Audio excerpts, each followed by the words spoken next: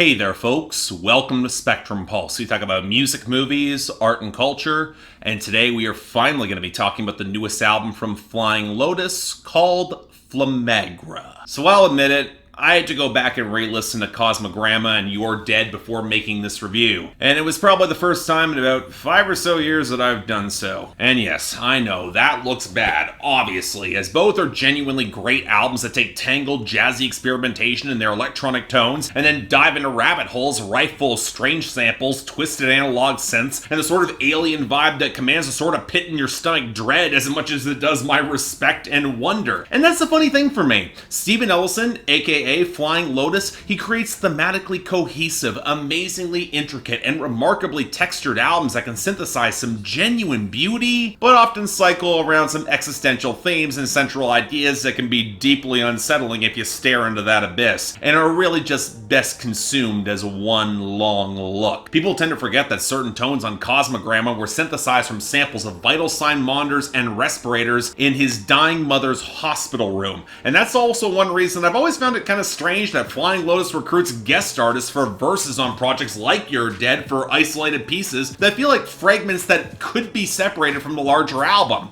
What might be all the more startling is how often it actually manages to work. So, alright, we're dealing with some prodigious talent here. So, why has it taken us 5 years to get a new album when they normally come around a fair bit more quickly? Well, Ellison put out a contentiously received anthology film called Kuso back in 2017, and he's been contributing music to other projects like Adult Swim. But this year, we got news about his newest and longest album planned to date, a concept album surrounding fire, filled with guests from long-running collaborator Thundercat to notable names like Paak, Solange, Denzel Curry, and Shabazz Palaces, all the way to surprises like George Clinton, Tierra Whack, and David Lynch. Alright, so okay, what sort of rabbit hole is Flying Lotus pulling us down this time? Well, this isn't quite what I expected. Maybe it was the expectations following a project focusing on the urgency of the end of life and the idea that this is going to focus more on fire, and you kind of get where that would go for. But further investigation has shown that if this album's got a cohesive theme at all, and that is an open question because it really does feel loose at best, it's more about a flame on the hill, that creative flame on the horizon to spark inspiration, the torch that's far off in the distance. I mean, the issue though is that you'd like to think that you'd eventually get to the flame and maybe even get an explosion, but that's the one big reason I'm also a fair bit cooler on Flamagra than I was on previous Flying Lotus albums. Don't get me wrong, it is far from bad. It's well produced, there are potent, incredibly well composed moments, and a few standout guests, but it's rare we hit the paradox of a scattered, piecemeal project that does feel cohesive, but also feels as such because of a compromised atmosphere and just not being as interesting or vibrant as before. A ton of raw kindling, but with the project this long, a lot of misspent matches. And you know what? What gets really frustrating is that if you're looking for more of a straightforward culprit to assign responsibility for all this, or really in some cases assign blame, I'm not sure you have it, especially given that we have to start this conversation with compositional structure. Yeah, you could highlight how given the much greater role that Thundercat has in the production and the songwriting and in pumping up the bass lines, that you're immediately going to increase the low-end presence in these mixes, thus to complement him, the percussion would default to more standard 4-on-the-floor progressions that are a little bit less jazzy and experimental. Hell, you know what? Simply on the basis of having a little bit more in that fat foundation and the style of bass guitar that Thundercat plays, you're gonna see a couple more steps towards some more composed funk and less towards the cavernous alien electronic weirdness that has previously defined a lot of Flying Lotus's hallmark on his best albums. But also on that basis, you would like to think that if you're gonna take some more controlled groove patterns and progressions, you'd get more developed songs, or at the very least a consistent sense of flow between cuts here. And yet with Flamagra,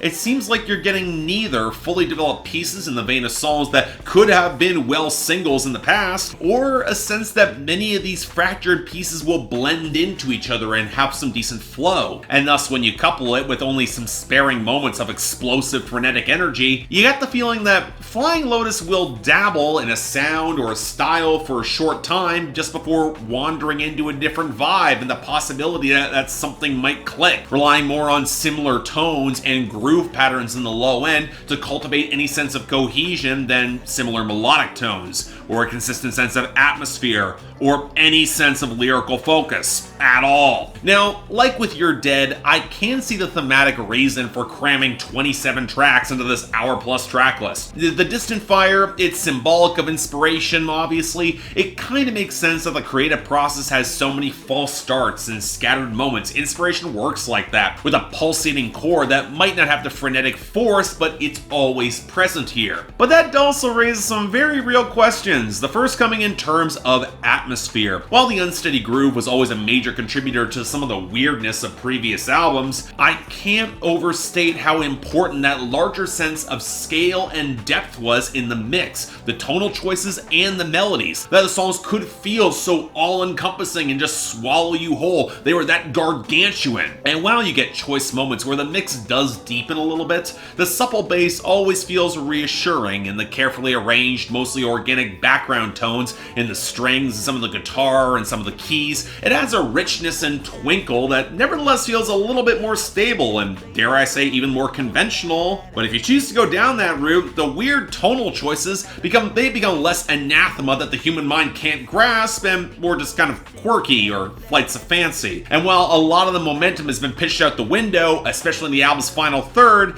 that feeling of anticlimax becomes pretty persistent. You want some of these smaller pieces to pay off and really punch, but only a few do, and that's mostly thanks to guest stars stepping up to try to add some lyrical mystique. Now, again, there are some tonal missteps here. I'm on the fence if at all of Tierra Whack's lyrical embellishments add up, especially when they're more squawking and staccato compared to a good verse, and the more Toro y Moi steps into his falsetto la-la-las off that canned gurgle of a guitar tone on 9 Carats, the less I like it. And it's also hard to avoid the feeling that, like with Snoop Dogg's presence on You're Dead, we only got Burning Down the House for George Clinton to be creepy and weird. But you know what? It is the right kind of creepy and weird here, and it's certainly more welcome than Lil Dragon and Shabazz Palace's continuing to be underwhelming, and with Shabazz Palace's, that was a real disappointment. And while many have highlighted More as a standout with Anderson .Paak's bleary-eyed verses, that song has to restart after the intro to even get going properly. It clearly feels like a few pieces just mashed together. Now, if I were to highlight a few standouts, outside of David Lynch delivering an appropriately Twilight Zone-esque monologue on Fire Is Coming, and Thundercat actually sounding kind of okay vocally on The Climb, it'd probably come from Solange's dispirited cooing amidst the ash-laden murk and the beautiful strings on the outro of Land of Honey, and especially Denzel Curry and Black Balloon's Reprise. But that's more because it's positioned as a weird but potent as hell apocalyptic end to the Black Balloons trilogy that I didn't know was a thing, but Denzel Curry did start it on Taboo. And here he embraces more gothic melody and brings at least a trace of some of that alienating danger back. Him immediately followed by David Lynch, that was a good progression. But beyond those, you know what, when I reviewed You're Dead 5 years ago, I structured things to go through the album piece by piece, trace out that arc, but outside of some vague allusions to a circular structure with the crackle of fire and the pitched down murmurs that shows up on both the beginning and the end of the project, and honestly is pretty good to tie things together, I'm not sure there is much of a point, because for every striking moment there's one that feels obtuse or weirdly garish for its own sake, and a few of them really connect to form a broader thematic flow. And even then, I gotta question why certain songs were given full development and others were just left hanging. The most blatant example being Takashi, which takes the jittery but canned funk groove in the guitar and the bass, and then stretches it off synths that are borderline chiptune, an overmixed organ, and some rattling percussion,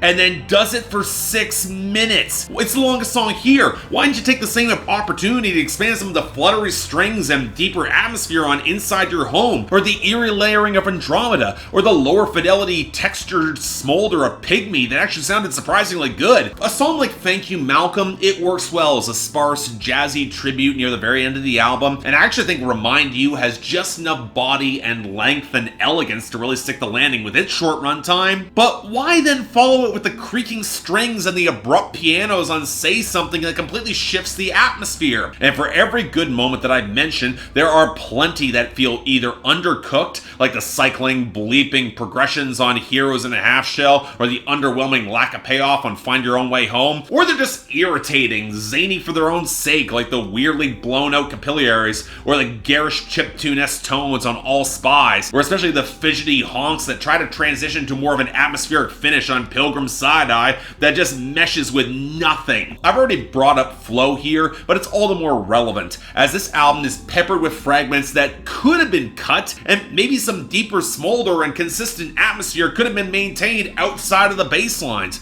Hell, I think they might have given this album some more menace and control. It might have turned out better. But as a whole, again, look, it's not bad, and I can absolutely see those who are looking for Thundercat's bass and Flying Lotus's creative meanderings just to wash over them. They'll probably praise the hell out of this album. But it's a project where so many pieces feel either overworked or undercomposed, and then sprayed out in a pattern that doesn't really flow nearly as well, if there even is a pattern, built to be picked over and rearranged with a personalized track list that trims out some of the fat. But that's also not the album we got. But as a whole, look, nobody can deny that the production is lush and layered, and there's some fascinating ideas here between the margins and some great guest performances. But so few of them coalesce beyond some fractured moments. And yet, you know what? Maybe some of those are enough? And that's for me. I'm still conflicted on this, but I'm giving it an extremely light 7 out of 10. This is patchwork and messy and a lot less consistent and workable than it'll probably get credit. But you know what? Enough of that fire still does burn and can explode. The bright spots are worth it, and I do respect it. It's a tough record to recommend your average listener will check out, especially without an obvious single beyond the Denzel Curry cut, but you know what? It's worth a shot. Give it a listen. Check it out. So yeah, thanks a lot for watching. If you'd like to like and subscribe, I'd be more than grateful. I'm a little bit surprised I got this much to say about this album, but apparently I do. It goes off in some weird places. But hey, you want to buy or stream it, links down there below, and I got the poll up there. I'm curious what you guys think about this, because I can see this album being a little bit divisive. Beyond that, anything else I might be able to do to improve my presentation, I'm all ears. And hey, if you're looking for the newest episode of Billboard Breakdown, I'll say it again, it's on the new channel, links in the card right over there. But hey, till then, I'm Mark, you're watching Spectrum Pulse, and I'll see you next time.